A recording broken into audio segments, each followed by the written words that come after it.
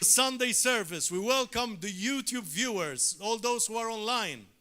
Please, if you can, come and visit us, because a lot is happening even before the service. We're worshiping God.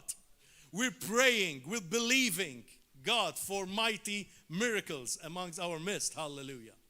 So come and visit us. Hallelujah.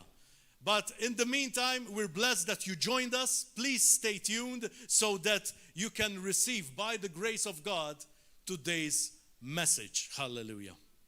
I thank God for you, and I pray that for each and every one, those who are present and also those who are connected online, that the Spirit of the living God will touch you, will open your hearts, will open your minds to receive what the Lord has for you. Hallelujah. Thank you, Father.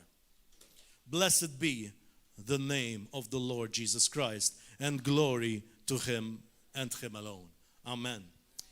First and foremost, I would like to thank Pastor Gordon and Pastor Mariella for giving me the opportunity to share God's word. I thank God for them and for their lives publicly, because I know what an impact to this nation they are. I also know that God is using them mightily. And I also know that there are many people out there who have a wrong impression about them. And I can tell you that more than 3/4 of the church today here saw them the same way. But today they have a totally different opinion. Why? Because they came to know the persons personally. So do not make an opinion out of what media says or out of whatever anyone says, but integrity calls you and demands that you know the person, speak to the person, and then you can say what the person is made of. So I thank God, yes, I thank God for our pastors, and I give glory to God for them. Hallelujah and hallelujah.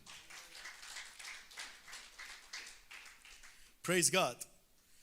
Today's message, by the grace of God, is loving beyond reason. Amen. Praise God. I pray that your hearts would be open. And yes, I believe that God will speak to me first. Obviously, He already spoke to me about this message. And I believe that this is a now message for our church, and not only. Amen. Praise God. Thank you, Lord. Hallelujah. So many, we speak about love, love, love. The word speaks about love, love, love all the time. Okay? Love this, love that. There are different types of love. I love chocolate, for example, and it shows.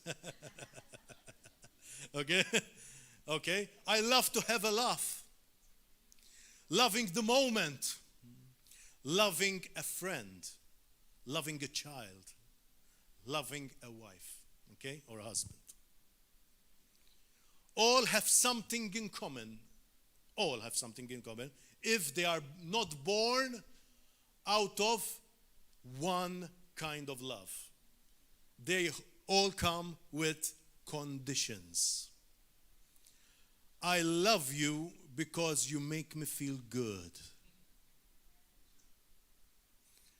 I love chocolate because it relaxes me.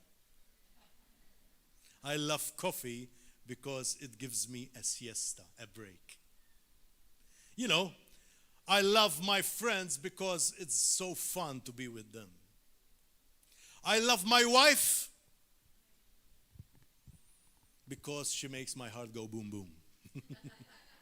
It's all with a condition. Okay? All with a condition. Hallelujah. This is all conditional love and is destined to fade away by time and repercussions can be devastating. That is why we see a lot of marriages being broken, because the kind of love that has been built upon is a conditional kind of love, meaning that you love because of something. Amen? There were motives why you love your wife, for example, or your husband. They don't look as good as they used to be. And obviously, that requisite is not there any longer, so love starts to fade away. Okay?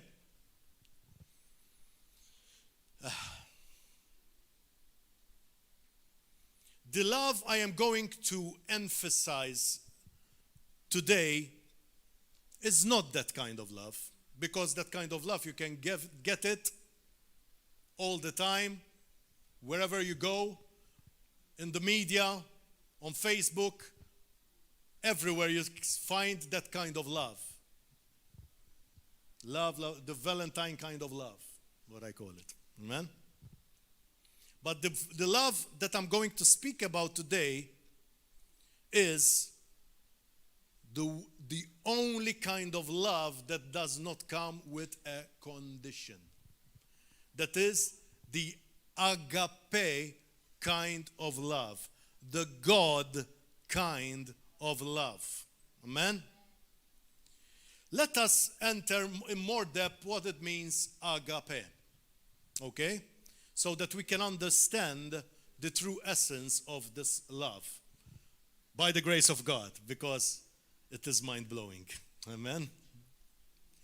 Agape is one of several Greek words for love. The Greek language is very rich.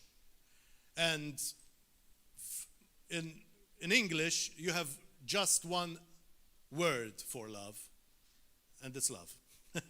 Okay? That's it. But in Greek, there is storge, there is agape, which we're speaking about, there is eros, okay? There is phileo, different kinds of words and different kinds of love, okay? I'm not going to enter into all the others because I want to really focus on agape today. And the word agape is used in the Bible. It refers to a pure, willful, sacrificial love that intentionally desires another's highest good. I want to repeat this again because it's very profound. The word agape means it refers to a pure, so pure, you know it's already from God, okay? Willful, I want to give it. Sacrificial, I don't like sacrifices. Sacrificial love that intentionally, willfully, okay, desires another's highest good. Wow. That means that I want to see the best in others, even if it means that I stay back from receiving personal benefits. Amen? That is the kind of love. And it was all manifested because God is not just a talker, but he acts. It was all manifested on the cross. For God so loved the world that he gave his only begotten Son. And whoever believes in him shall not perish, but have everlasting life. Hallelujah. Blessed be the name of our Lord Jesus Christ. Hallelujah. Thank you, Lord. Agape could be defined as charity. However, we often think as charity nowadays as giving away money or things, okay? Which doesn't encompass all what agape is all about. Agape love is unconcerned with self. So, what it means is, I no longer feel myself as important because I am so focused on the best for others that I come second, even third and fourth. Amen? Wow. Praise God. Agape love, hallelujah, isn't born just out of emotions, because that is the problem. We base love on emotions. We base love, oh, he made me feel good. But what happens when he makes you feel bad? Is that love any longer? Huh? Oh. Agape isn't born out of emotions, out of feelings. Listen to this, out of familiarity or attraction, but from the will and as a choice. So therefore, I am now, for example, Christ. I willfully follow Christ. I willfully love Christ. Okay? Let there be light. Hallelujah. I willfully follow Christ. I willfully love Christ. I want to live a life for Christ. But you cannot love Christ and not love his body. Hello. You cannot love Christ Jesus and not love his body. Praise God for light. Jesus is light. Amen. We cannot do that. So, if someone of you out there, because I'm speaking to the choir here, you're all here, praise God. But it doesn't mean that you're here, you love the body. But I'm speaking as well to our YouTube viewers right now. If you are one of those who think that you love Christ and you are unconcerned of the body because it is a personal relationship. Yes, it is a personal relationship. But you have to be fitly joined in the body of Christ in order to exert that kind of agape kind of life. Because where would be the sacrifice if it was not so? Amen? So this is a very crucial, one of the crucial steps. So it has to be willfully. So if you love Christ, you love his body. And there is no argument about that. Hallelujah. Let us go together, please, in Galatians, the 5th chapter. Galatians, the 5th chapter, starting from the 5th verse. I am here going to use the Passion Translation. While preaching or teaching, I don't like to generally use a non-literal translation. However, there is a particular reason why I want to use it, because it brought out the meaning very powerfully. And it's good and healthy that you read from different translations, because you get out the message more clearly, and if you have any doubts, it will be explained to you in further depth. Amen? So, Galatians 5:5. Okay? Praise be to God. Thank you, Lord. Hallelujah. Hallelujah.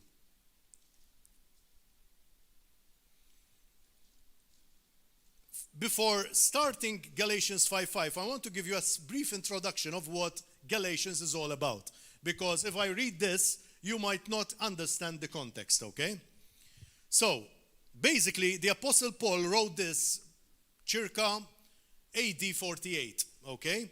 The Galatians are probably believers in the church, are probably the believers in the churches of the southern region of the Roman province in Galatia.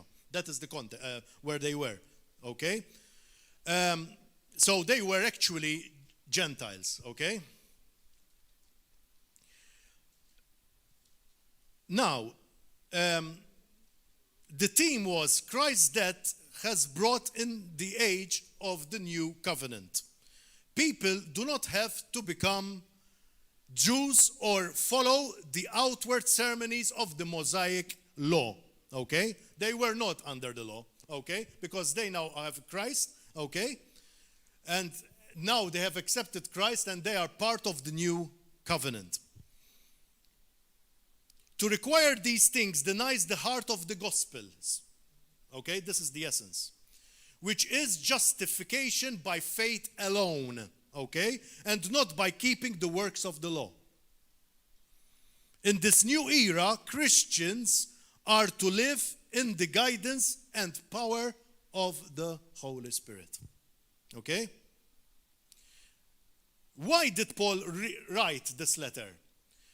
False teachers have convinced the Galatians, okay, that they were required to be circumcised. Meaning that they have to do all that the law required of them. Okay? The result is the division within their church. Why? Because there was a conflict. It was not something that Paul initiated as an apostle, okay? And these false teachers came in. So that's why it's very important not to listen. Just listen from, if you are part of this church, listen and eat mainly from this pulpit, and if not, from people who pastor tells us to follow, and there is a specific reason why, because we have a certain DNA that God has given us. It doesn't mean that we are against what others say in certain aspects, but there is a specific reason, because there is a continuation in the faith, and we need to really mainly eat from this pulpit. Amen. There are innumerable sermons on YouTube which you can follow, and the nice thing about it is this, because not all churches have this facility, that we speak about everything, all the spectrum of the gospel. It's not just about faith, it's not just about healing, it's not just about holiness, it's about everything. So you will have a full course, a 6 full course meal and more. Praise God. Hallelujah. So you have abundance, okay? And obviously that is why, so we're telling you this not to get deceived. Amen. So the purpose was to address these issues by Paul. Paul gives numerous reasons why they should return to the simple truth of the gospel. We tend to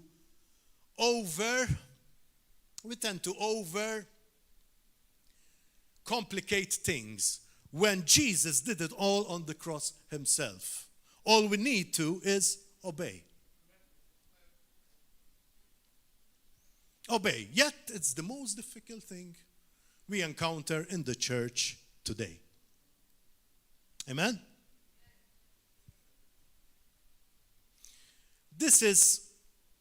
Jesus has done it all. I mean, we don't have to follow rituals, endless rituals. You know, he fulfilled them all. All we need to do is just follow his commands, dedicate our lives to him, just let him consume us in every way. And out of that abundance, out of that relationship, we live according to his word. That's it. So he made it simple for us. And that is what Paul is trying to tell the Galatians here. So that is the context. Now we're going back to Galatians, the 5th chapter, the 5th verse. Amen? Let's read together. We have the true hope that comes from being made right with God. This is Paul, okay? And by the Spirit, we wait eagerly for this hope. When you're joined to the Anointed One. Who is the Anointed One? Jesus is. Amen. When you are joined to the Anointed One, circumcision and religious obligations, man-made, okay, can benefit you nothing. That is, whatever is of the flesh. This is a parenthesis, okay? All that matters now, listen to this, is living in the faith that works and expresses itself through love. Wow.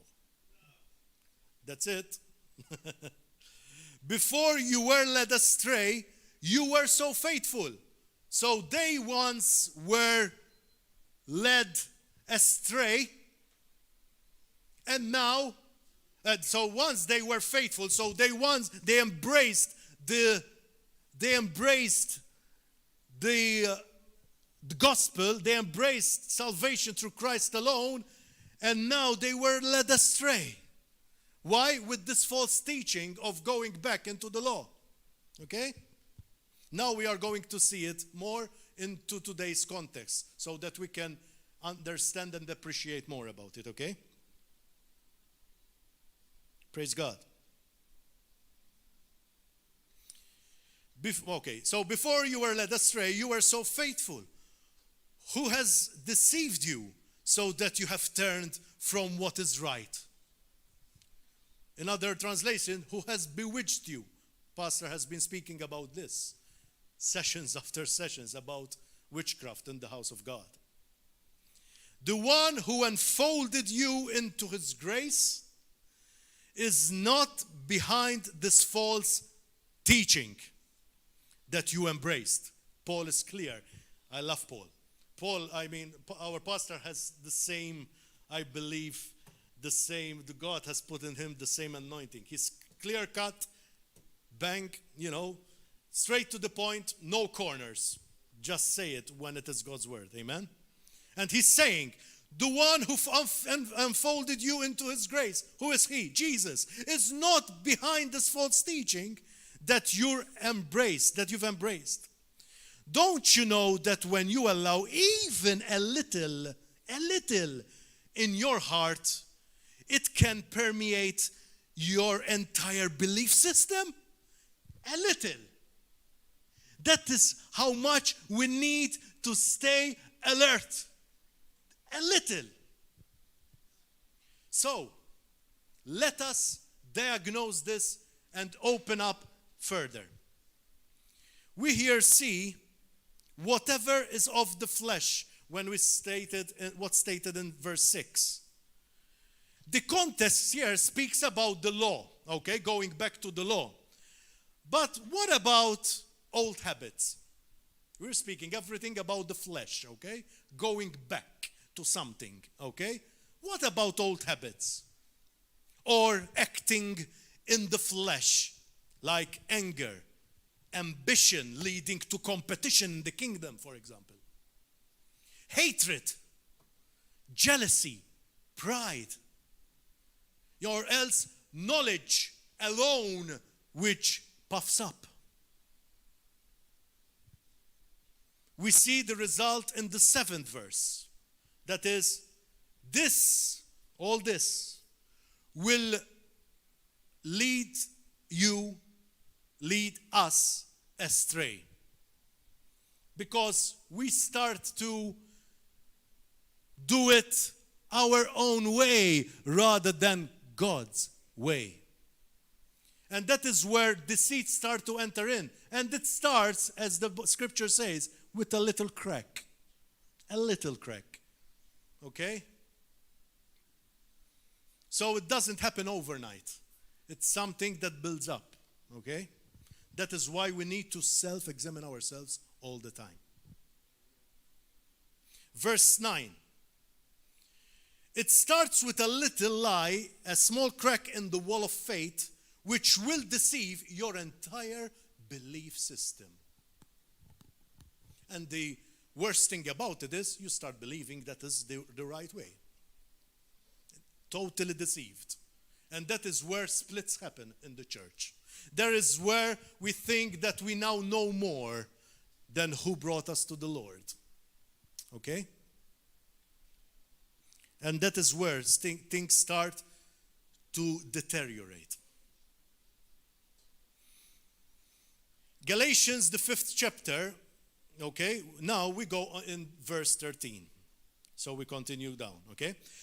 Beloved ones, God has called us to live a life of freedom. Yes, we're free. Like the Americans today celebrate the 4th of July. It's freedom, independence. But listen to this. But don't view this wonderful freedom as an excuse to set us a base. Listen to this.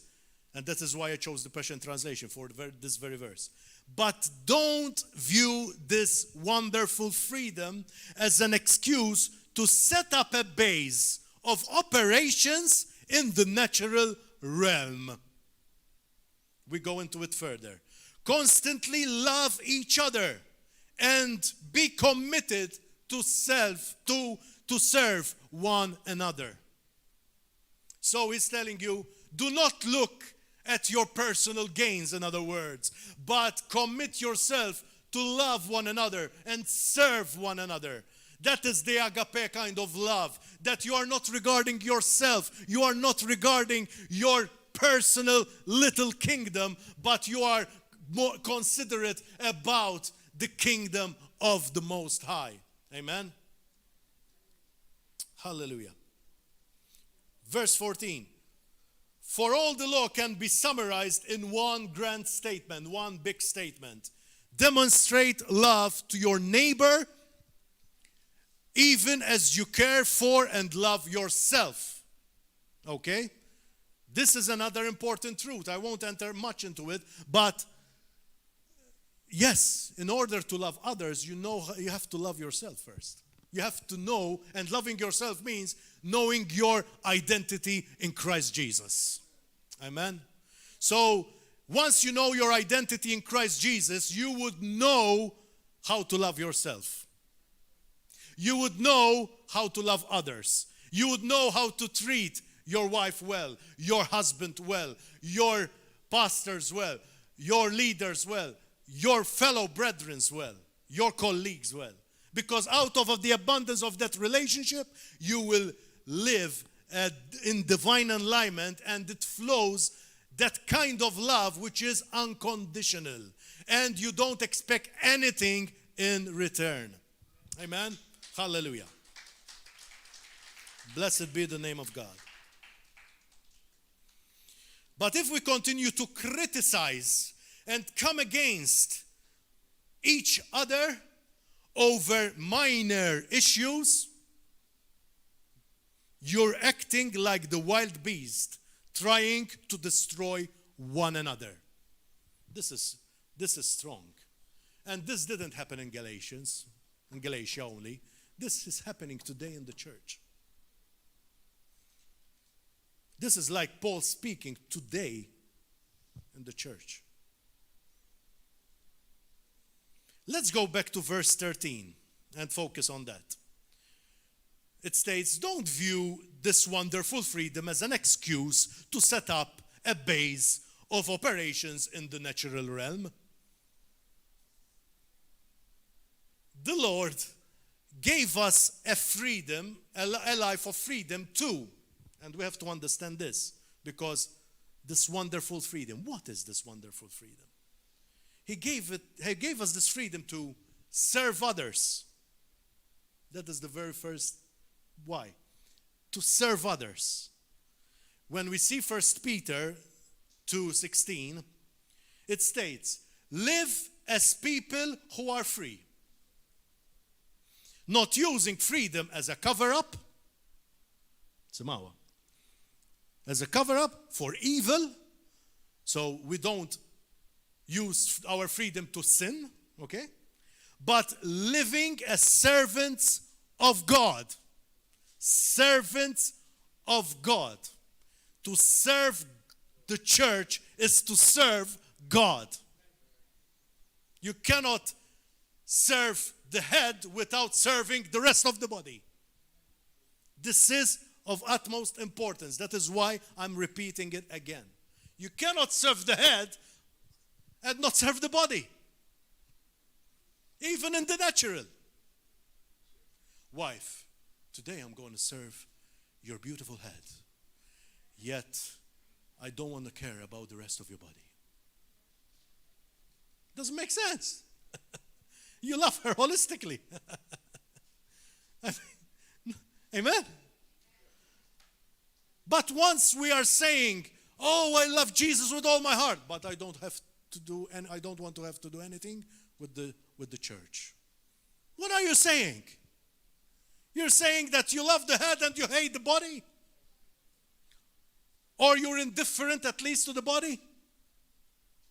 Indifference with the God kind of love means hate.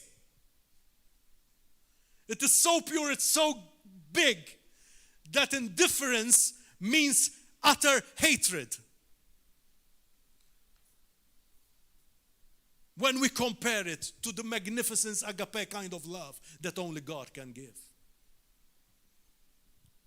But you would say, oh, but that is only God. No, God lives in you. God lives in you, and that kind of love is living in the inside of you. All you need is to outpour it unto others. Blessed be the name of Jesus. Second thing that we use this freedom for is for sanctification. And we go to Romans 6:22. But now that you have been set free from sin and have become slave of God, the fruit you get leads to sanctification, and its end is eternal life. So, this freedom that we're using is for sanctification. What does it mean? To be sanctified, to be set apart.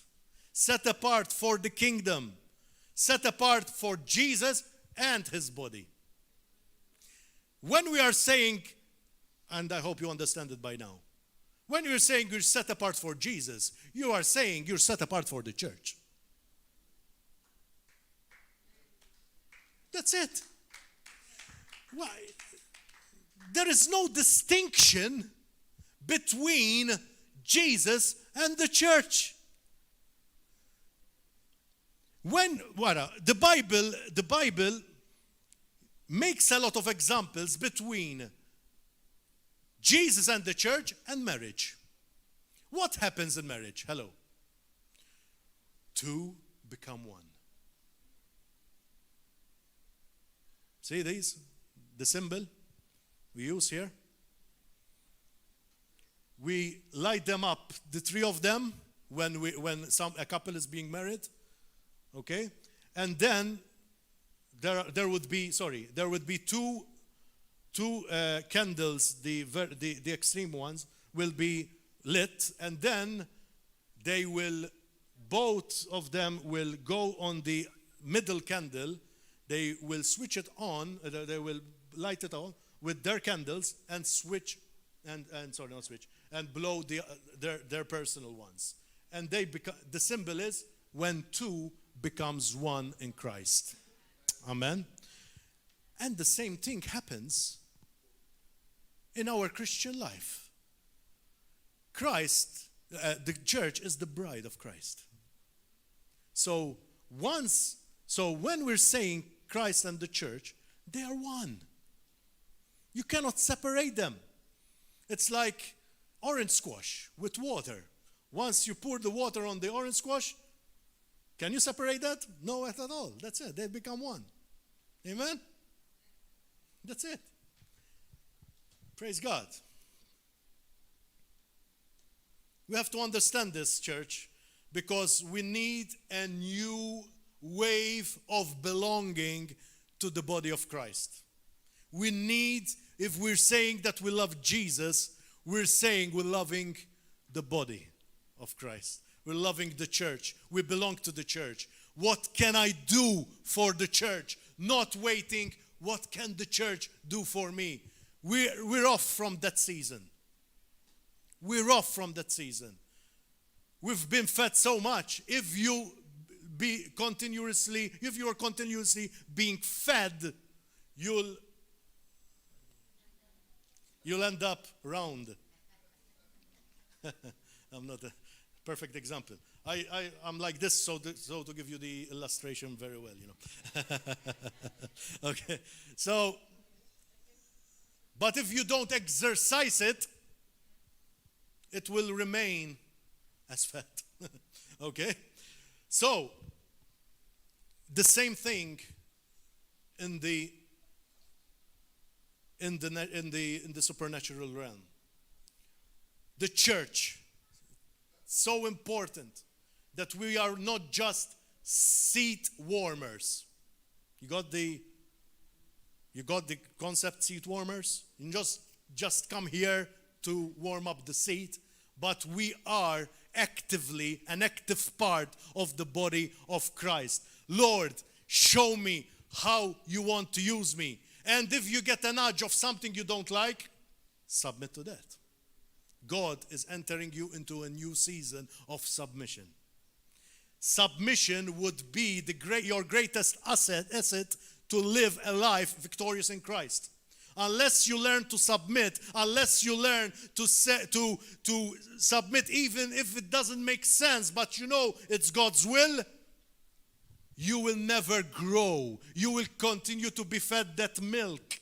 And eventually, being fed on milk, you will never grow to maturity.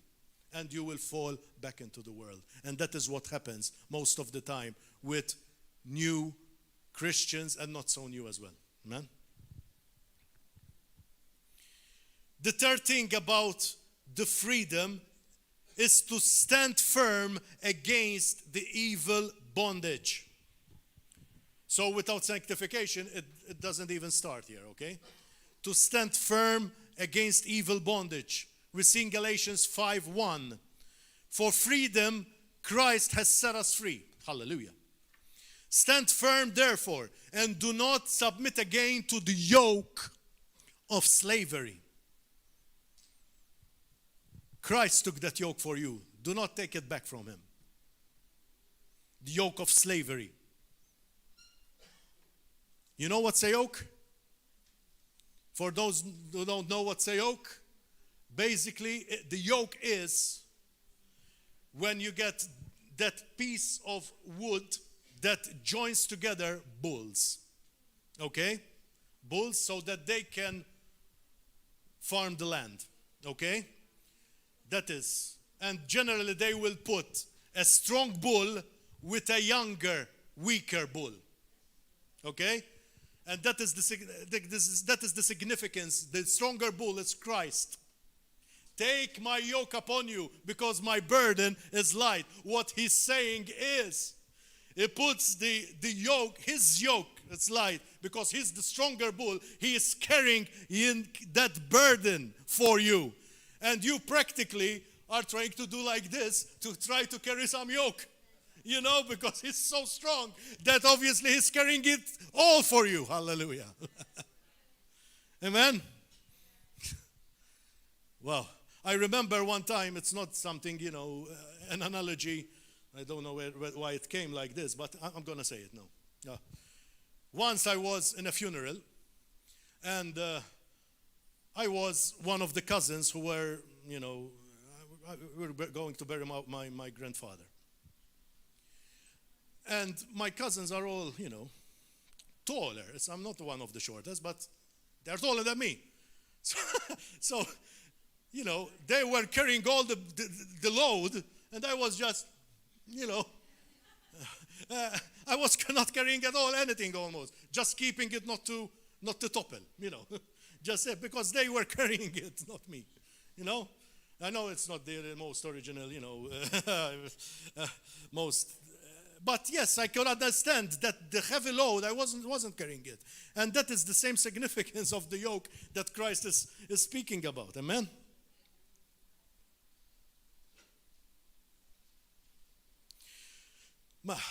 So, I'm going to focus more now on that part, not an excuse to set up a base of operations in the natural realm. This is big. What are these bases of operations in the natural realm? First and foremost, it starts with a little crack in the wall of faith. It starts with a little crack. Okay?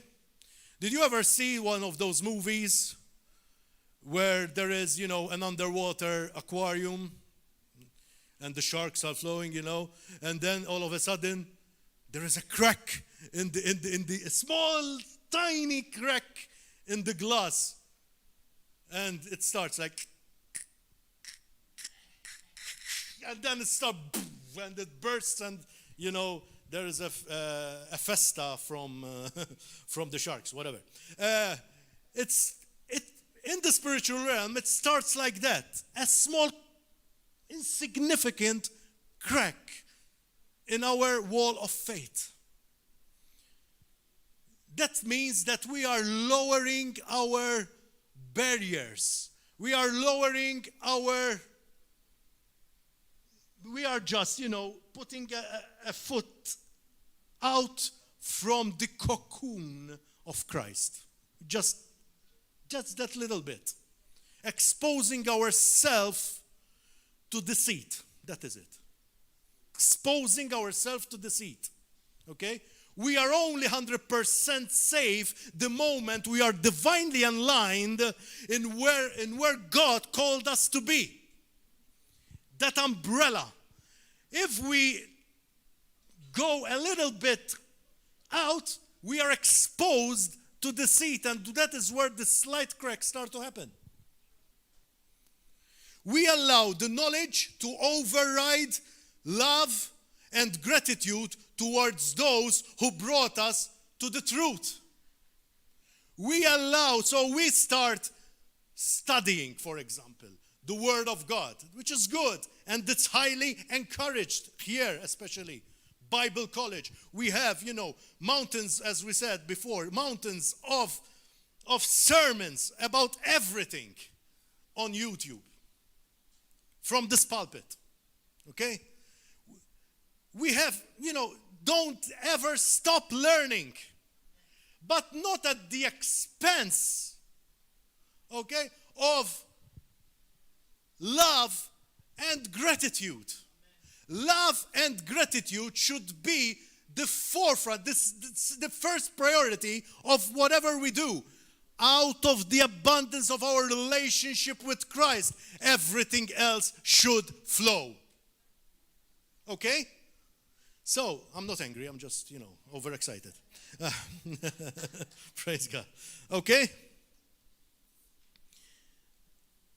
So, because the thing is this, we start with a little thing. We start with an idea. We start saying, this is not how it's taught in our church, for example. And you start, probably it would be like that. But you would not even dare asking, for example, pastor, for example, if what he thinks about it. You start harboring these thoughts, And the seed will start to crumble because you are not self-examining yourself and removing the roots of the seed. You will start piling up knowledge without love and gratitude. What happens? Knowledge puffs up and pride starts to enter in, and that is the start of the fall. Amen? Amen? Amen. Thank you for those two amens. Praise God. Okay, I will amen myself if you don't amen. Okay? Praise God. Thank you, Jesus. Thank you, Jesus. Now that we know, you won't say it with words these, but with attitude, okay? Now that we know, we do not need the father of faith, of faith any longer. We are now independent. We have our 4th of July. Or 21st of September, whatever it is for us. But today it's 4th of July for the Americans, right? The independence. We let reason override love. And that is where we start setting base of operations in the natural realm. Setting base of our little kingdom in the natural realm. It starts very subtle and starts to grow, feeding the old self. And even though on the outwards it does not show because there is the cosmetic holiness, the inside would already have been taken over by the old self or empowered by pride. What's the remedy? Because it's useless telling you what's happening and what you should not do without the remedy. Amen? Let's focus on the remedy right now. Praise God. All that matters in our new life in Christ is, first, living in faith. And out of this faith we produced, worked, forged in the agape kind of love. So love should be at the basis of everything we do. We need to ask ourselves. Am I doing this out of the God kind of love? Or because I want to have glory for myself?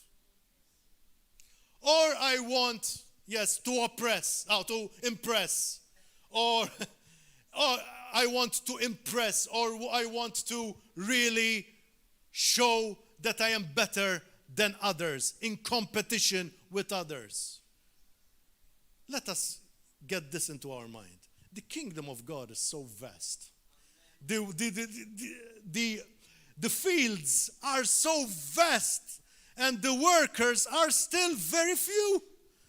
You won't enter into competition. We need you to come along, and we will be strong together, because one will take 1,000 a fleet, two will take 10,000, let alone 3, 4, 5, 6. Praise God. You're never in competition. Amen. Hallelujah. We have work for you. It's not like, he's taking my place. What place? You have it already there. It's there for you. All you need is to claim it, live faithfully, and yes, you will. Faithfulness is the key. Faithfulness is the key. Hallelujah. Constantly love each other and be committed to serve one another. See, there is no self in this. For all the law can be summarized in one great statement. Demonstrate love to your neighbor, even as you care for and love yourself. As I said, loving yourself is knowing your identity in Christ. So out of that abundance, you can love others. If you love from yourself, that would be conditional kind of love, and it comes with conditions. And once those conditions are not met, then things will start to crumble. And I give you an example. For example, the Lord would have used one of you, for example, pastors, and for you to come to the Lord. You would start seeing pastors as, thank God for them. How much I love them. I give my life for them. Everything. I've heard it innumerable number of times, let alone themselves. Okay? And then something happens. Something happens that they would have not liked. And all of a sudden, all that love would fade away in an instant, because, no, I know more than this. They would forget about everything that the Lord has done through those people. Because why? Because they let that little crack to start. So, whatever you listen, and my word of advice is, eat from this pulpit. all the time. And from people who are approved from this pulpit. Like, for example, Pastor last time mentioned Joseph Prince, one of them. Okay? So that we will not be deceived. So that we will keep our DNA as God wanted us to have in this church. Amen. So that we won't even think of rebelling against authority. It wouldn't start as rebellion in a manifested way. It would start suddenly. Oh, I think I've heard something different from another preacher, for example. And it starts from there. Or it would be a total misconception from you, and you would start to build up a story which will deceive you, utterly deceive you.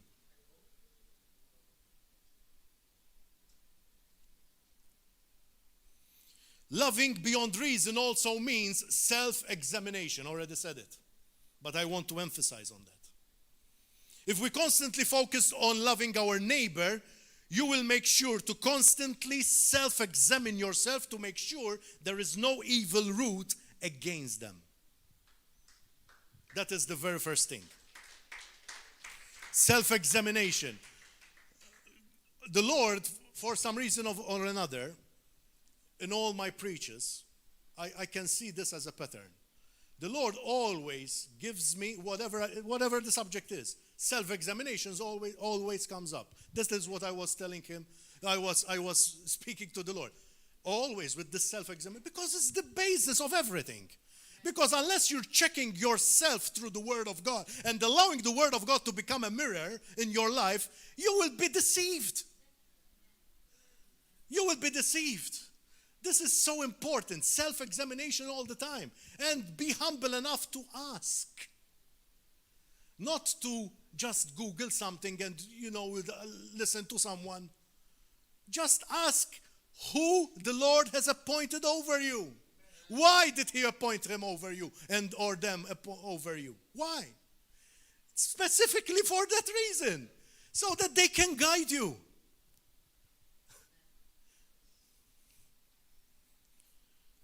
Lord, thank you, Lord.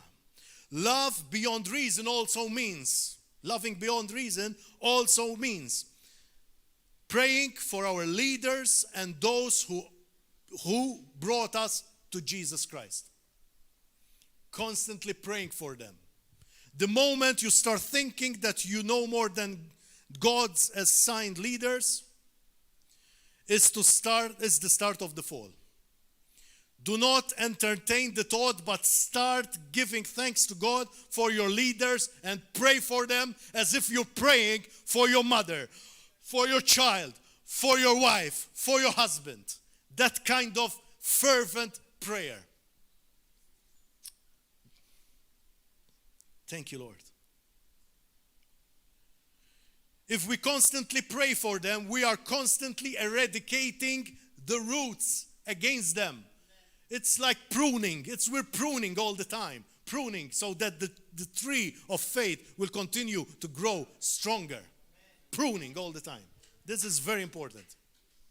Praying for them as if if they were our mother. I've said it already.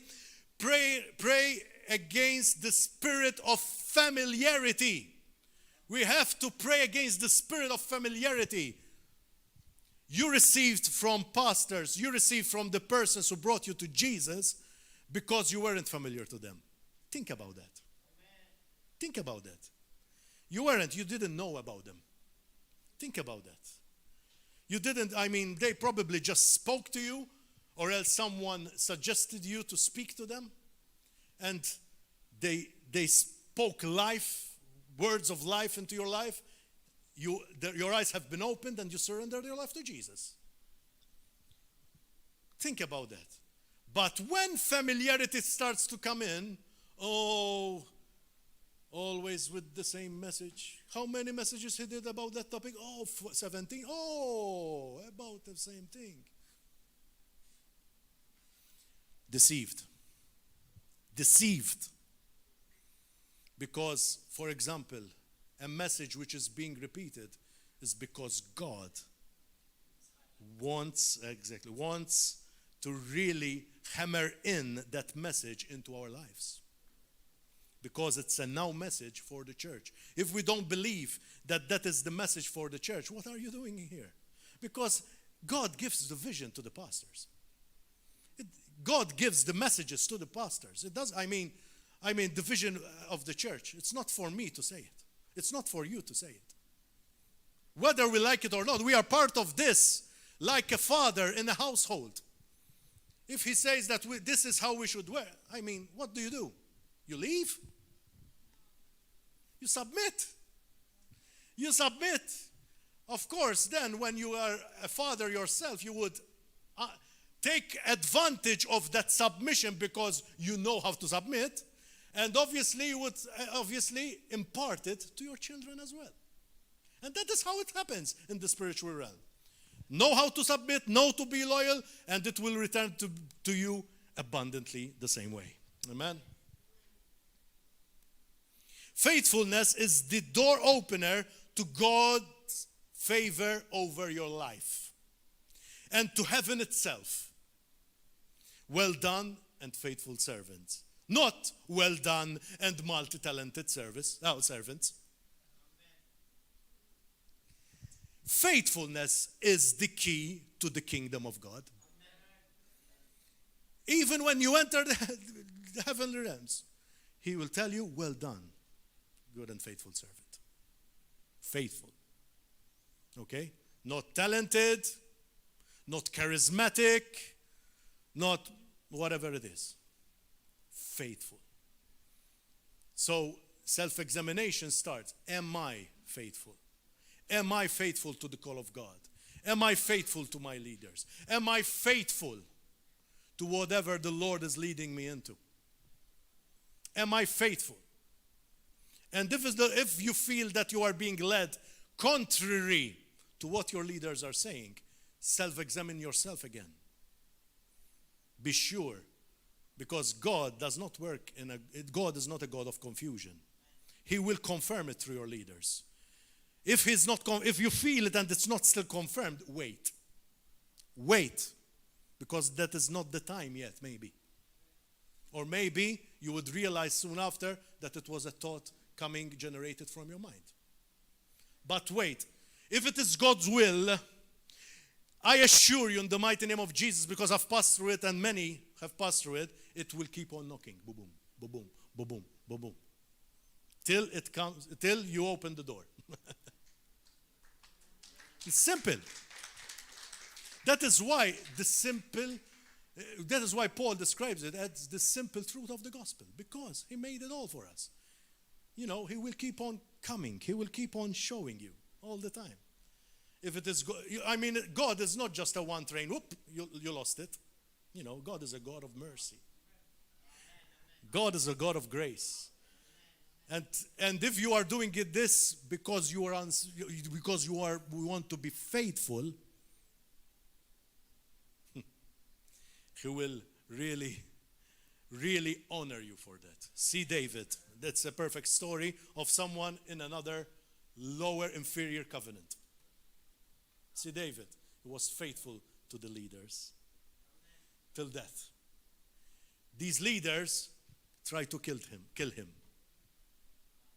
Tried to kill him, not once, not twice, many times. Many times. Do you think he rejoiced when he was that?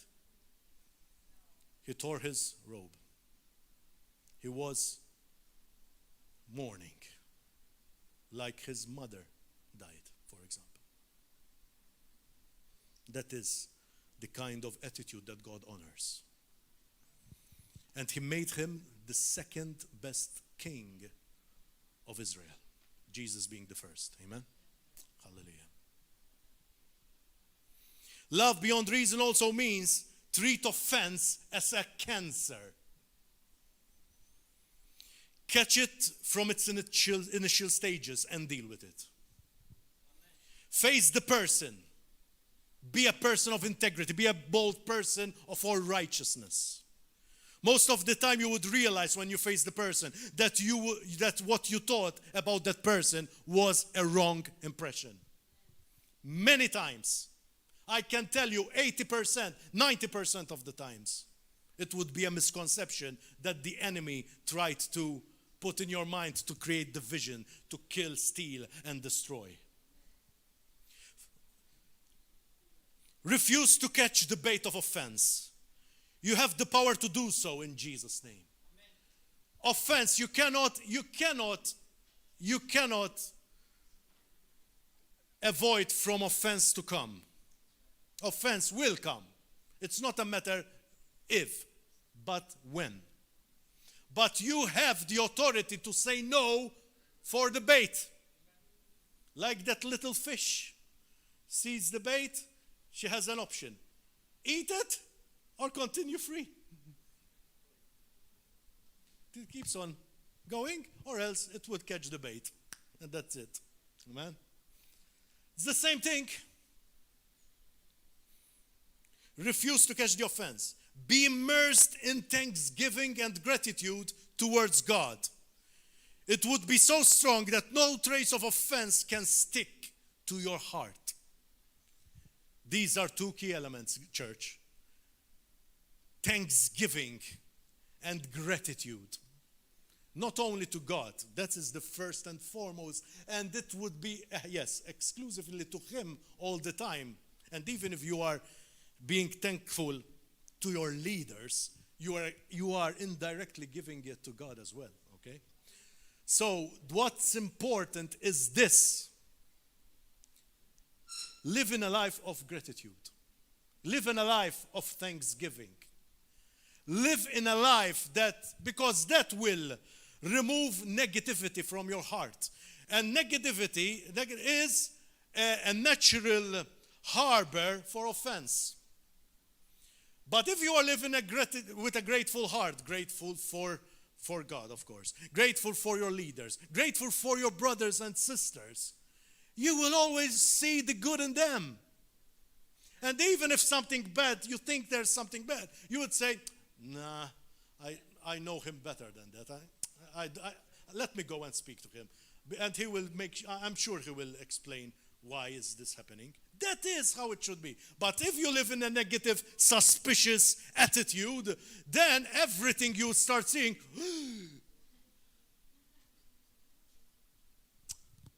I think he's after me. Even the preachers, all preachers are directed to me. He looks at me all the time when he says something negative.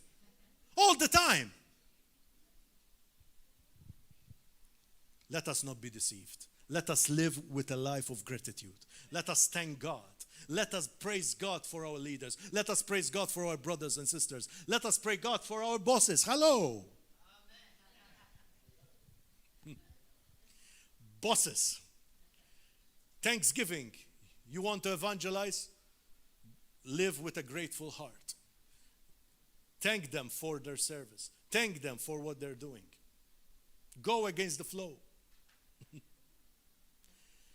Shine the light of Jesus. This is what it means. You know, and you will have, because this is not just for the church, though it's specifically directed to the church's message, but it can be used to sow invaluable seeds into fertile land with your bosses, with the authority. Even, for example, seeing certain Christians speaking on Facebook against authority. What's this? This is not Jesus. Speaking, insulting authority as well, to make it worse. Let us be attentive. Let us self-examine ourselves that we don't let overzeal take over love beyond reason. Amen? As we said, and it's very important, loving beyond reason also means be aware of familiarity with our leaders.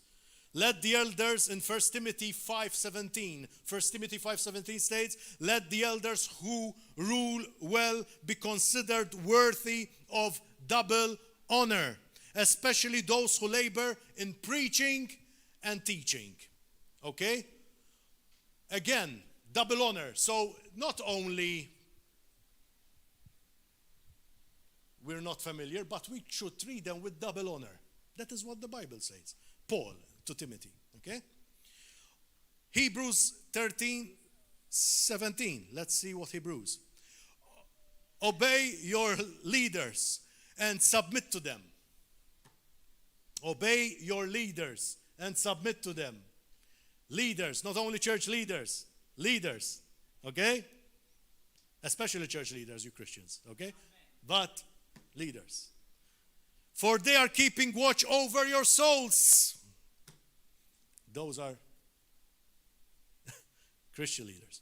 As those who have to give an account, let them do this with joy and not with groaning. For that would be of no advantage to you. Why? You know, Pastor was speaking about it the other day. How many pastors give up because so alone in that place. We need to pray for our pastors. We need to pray for our leaders. I'm blessed for this fact that God made me taste 8 months in that position, in that office, not position. And yes, I know what it feels because the Lord gave me a glimpse and made me appreciate more the office that pastors fill. And yes, you have to be there all the time. He won't tell you, oh, I'm not going to church today. I don't feel good. You cannot do that. They cannot do that. They cannot do that. They have to be strong in the Lord. They have to continue whether they feel like it or not. That is the agape kind of love that we're speaking. It is the selfless kind of love. And if we start meditating on these things, we start to appreciate. And when appreciation starts to come up, then the love of God will take over. And no kind of offense. We become like non-stick to offense. It won't stick. Because our heart is so grateful for what the Lord is doing through them. Nothing. Nothing. It's like that love you have for your children. Yes, you get angry when they do something wrong, but does that alter your love for them? Never. Never. You keep on teaching them, loving them, but you still remain there. You don't decide, oh, I refuse to be their father, and you leave. There are people who do it, unfortunately, but we are not anybody. We are sons and daughters of the Most High God. Amen. Hallelujah. Praise God. And His standard is our standard. Amen. We see again here, Exodus 20:12. That would be a commandment, okay? One of the 10. Honor your father and your mother, that your days, this is a promise. This is nice, huh? And it's still valid for today. Honor your father and mother, that your days may be long in the land that the Lord your God is giving you. Don't just think about your natural parents. What about your spiritual parents? If you honor them, you live longer. Simple. God made it simple. It's the simple truth of love, unconditional kind of love that He imparted in us. It's not something that we are still trying to search. It's in us. All it needs is to come out. And it comes out through gratitude, through love, through consider others better than yourself. It's easy when we do not let ourself get into the middle, our old self. Amen? What about our brothers and sisters? 1 Peter 2:17, honor everyone. So, honor your brother, honor your father and mother. But he's saying, honor everyone, love the brotherhood. Love the brotherhood. Fear God. It's a connection. There were no full stops and commas. Love your brotherhood, fear God. They go together. Honor the emperor. Authority. See? So in a small verse, 1 Peter 2:17, Love your brotherhood. Fear God. That is, if you love your brotherhood, you're saying that you're fearing God, and honor the emperor.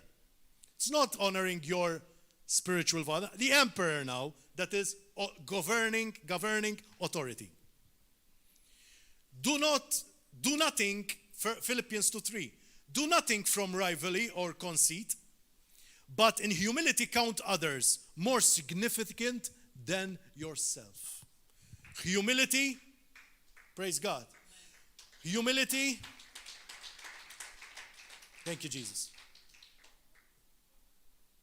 Humility and consider others better than yourself. There is no consideration of others better than ourselves without humility. Amen? So, can you see it's the direct opposite of what we were speaking about, that is pride? Humility. Amen? So clear. Matthew 20:26. It shall not be so among you, but whoever would be great among you must be your servant.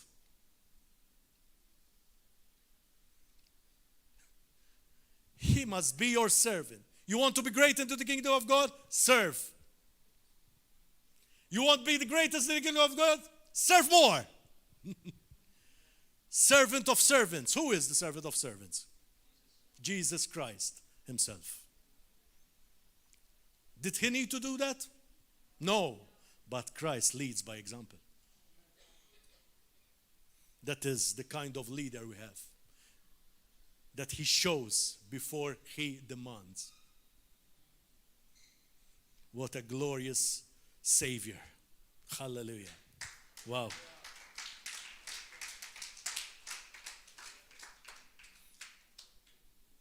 Do not allow God to be against you. Hello, listen to this. Do not allow God to be against you. How? 1 Peter 5:5. Likewise, you who are younger, be subject to elders, leaders. Clothe yourself, all of you, with humility towards one another. For God opposes the proud, but gives grace to the humble. We always quote this last part. But we most of the time we do not connect it with the first part, which is essential. That is, to be subject to the elders. That is, to honor one another in humility. Okay? He's telling you, I will oppose you if you go against your elders. I will oppose you if you create dissension between you. This is big stuff. You will find God as your enemy the moment you do these things.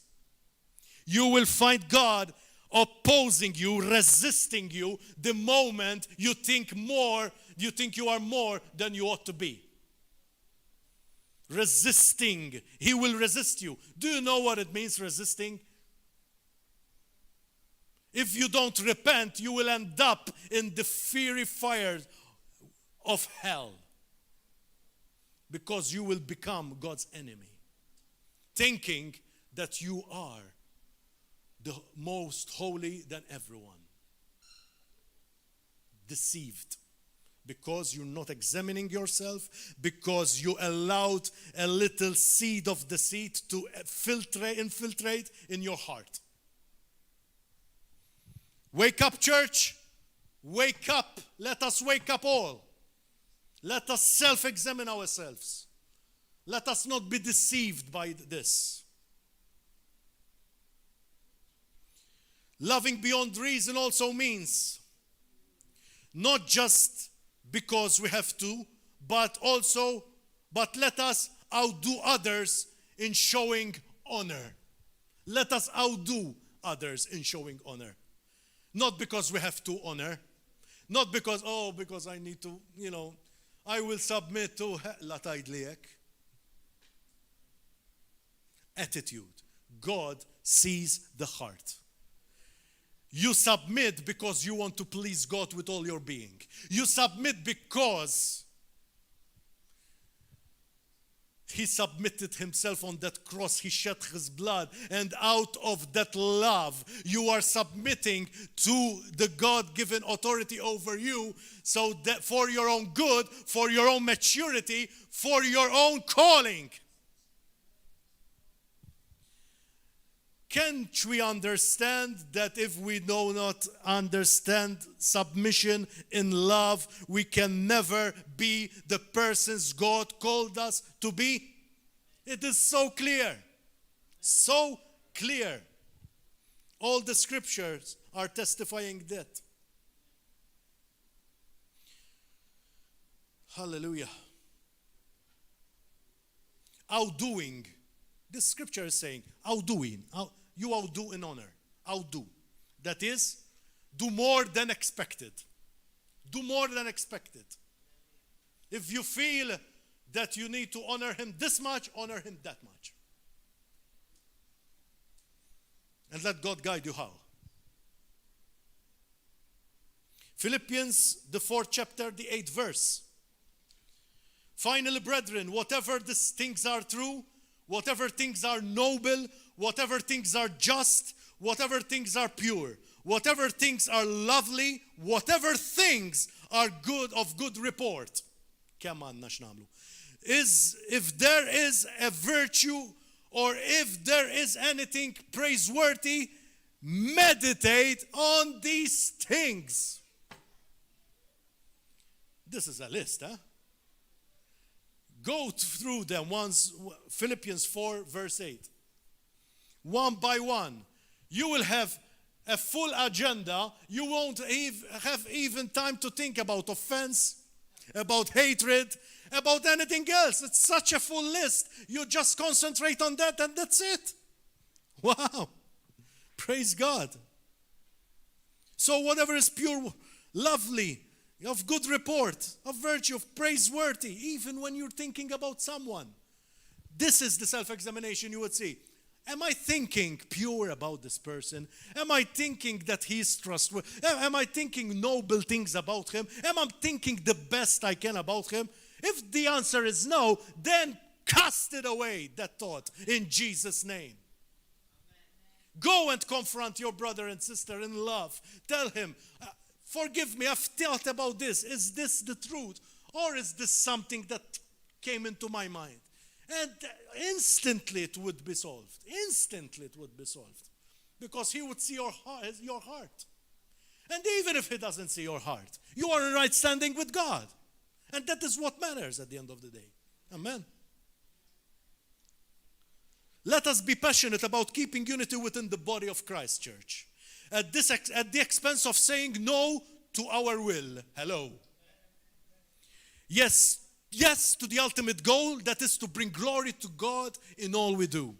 It's not about ourselves any longer. We are crucified on the cross. The old self. It's no longer us. It's we. It's we, the body of Christ, according to His glorious will, according to the order that God gave to the body that He has fitly planted us into.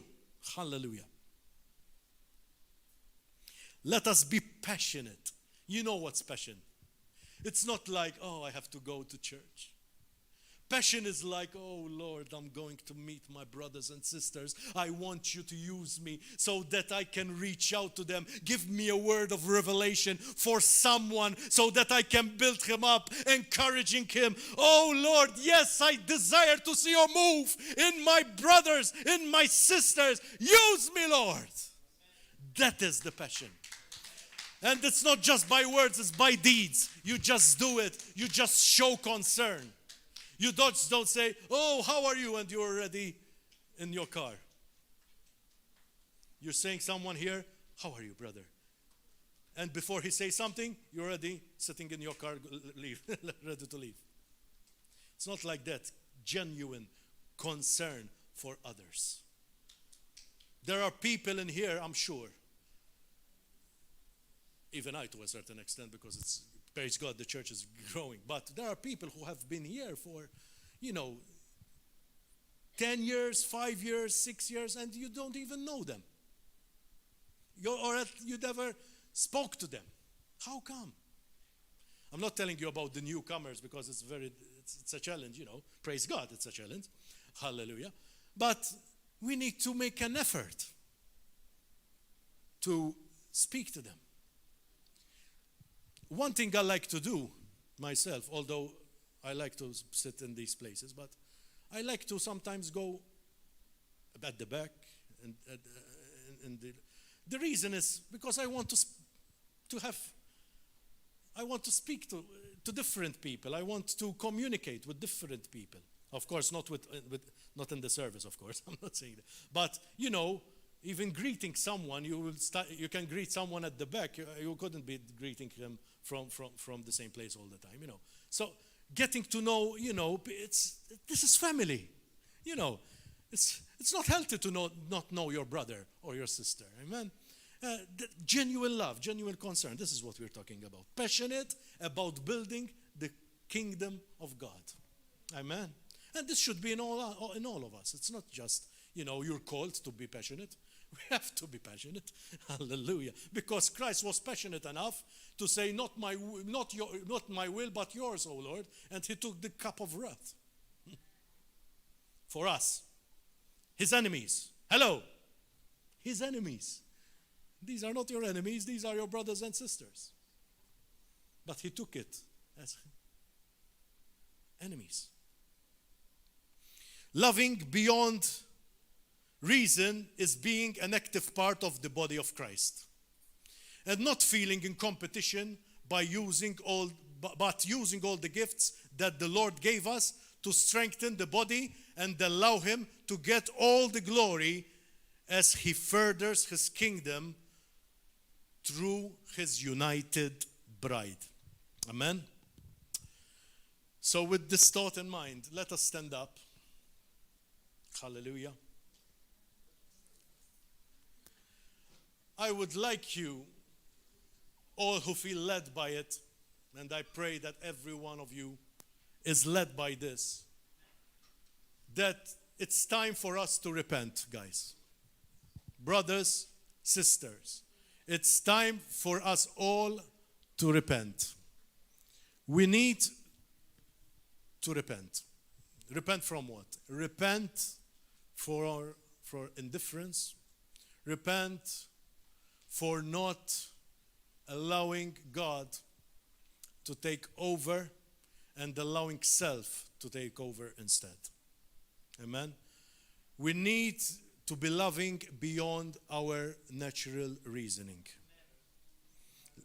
We need to love not thinking a second about ourselves. So my call for you and invitation for this prayer is for the Lord to help us to love this way. Love as he loved. Love as if he is loving. When people encounter us, as if Jesus is loving on them. That type of love.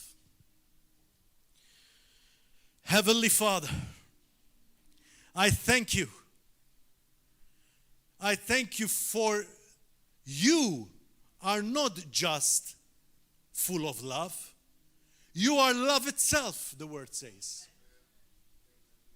So having you in our being, we have love itself in our hearts. But most of the time we allow the old self and we feed the old self to come back to life. Where it should be crucified with Christ. It was crucified once and for all the moment we gave our lives to him. Heavenly Father, I pray for a spirit of conviction to fall on us all right now. A spirit of conviction that removes the I, the small I am.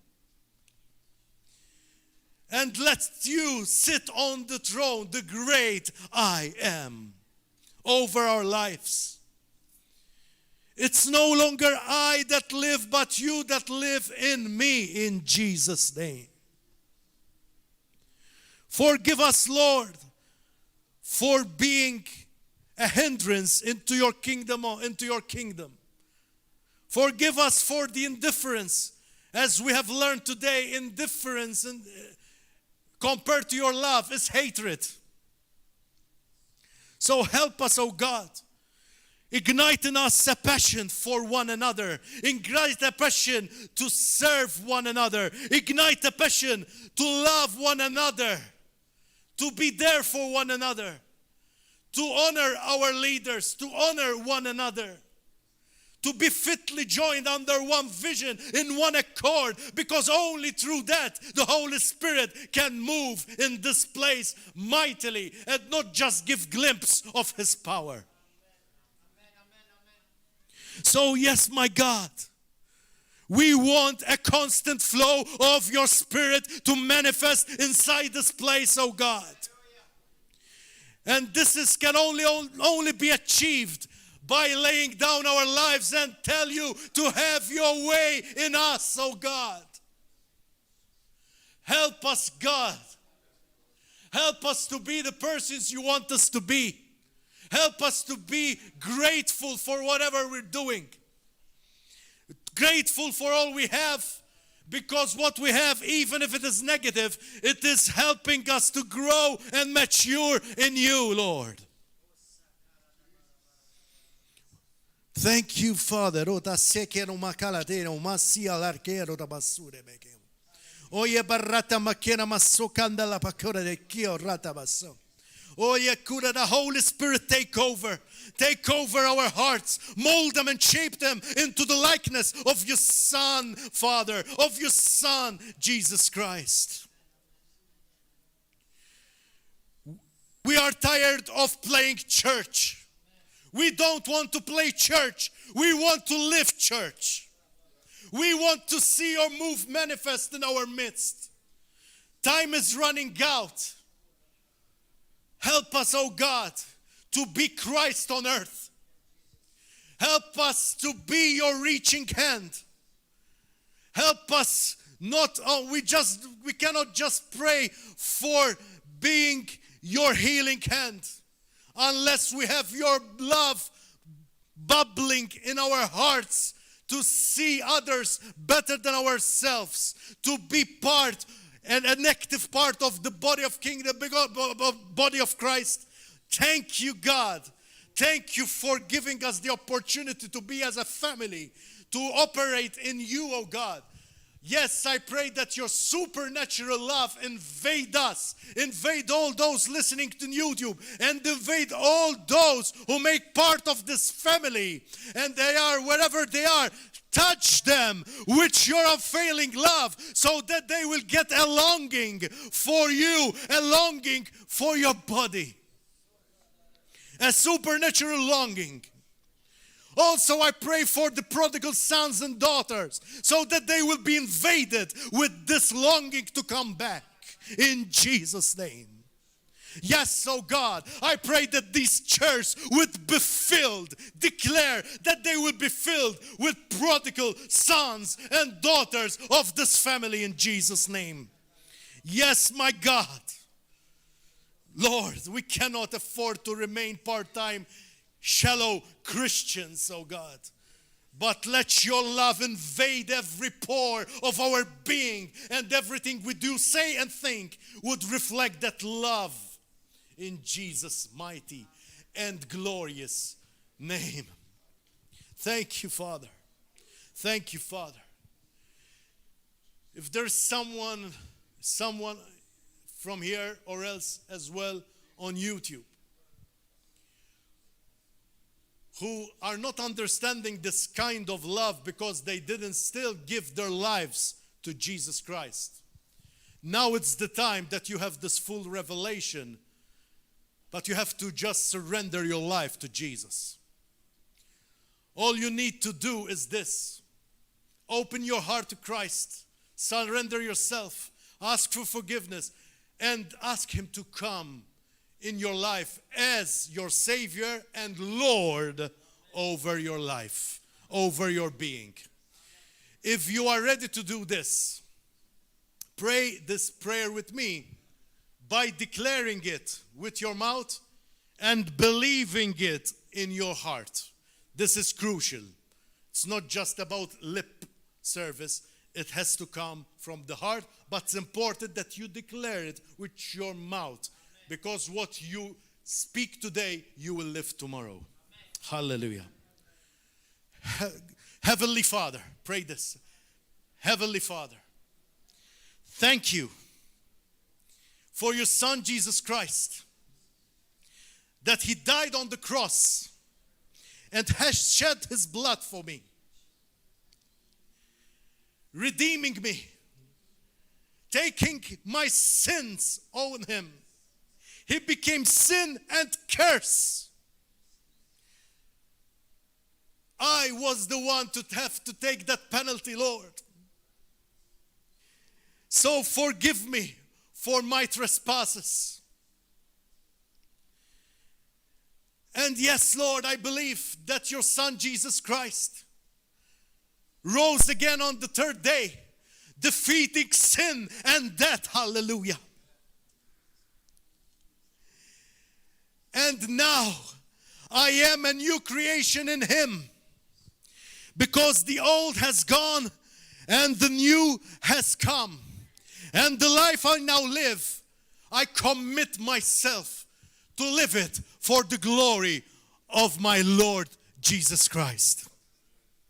Thank you, Father, for removing all my sin, for removing all my guilt and shame, because you have done it all. All I need to do is submit to it and surrender my life to it. Thank you for eternal salvation. But it is not just an eternal salvation that you gave me. You gave me the power to live a life which gives you the glory here on earth. You gave me the privilege to be part of a family, an active family, which is reaching out to the nation and beyond. Hallelujah. You gave me the opportunity now to be an active agent of your glorious gospel. Hallelujah. Thank you, Father. Thank you for all this. Thank you that my book, my name is written on the book of life. Hallelujah. Thank you, Lord. Thank you for such a great salvation, that even though I cannot understand, I know that it has been given to me because you are a faithful God. Hallelujah. Thank you, Father. This I pray in Jesus' name. Amen. Amen. Hallelujah. Thank you, Lord. Thank you, Lord. If you prayed this prayer for the very first time, yes, your name has been written in the book of life. But it doesn't stop there. It's not just a prayer. That prayer has to be endorsed with a life surrendered to Jesus Christ. If you are in Malta, we invite you to come and join our family at River of Love. If you are not in Malta, find a Bible-believing church. You can also send us, communicate with us, and we will even suggest to you a healthy church to which you can join. Hallelujah. We thank you. We thank God for you, YouTube viewers.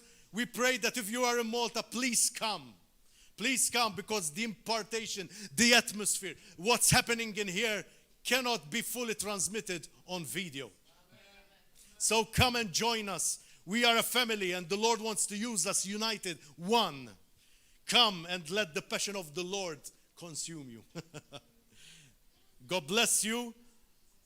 May the grace of God shine upon you, and have a blessed Sunday. We'll see you coming Wednesday, starting at 7, but most importantly at 6 there would be prayers. Come and join. Let us be in one accord. Then on Saturday at 7 p.m, starting prayer at 6. Sunday at 10 a.m. in English, starting prayers at 9. Let's come together. Let's mean it in Christ, in Jesus' name. God bless you.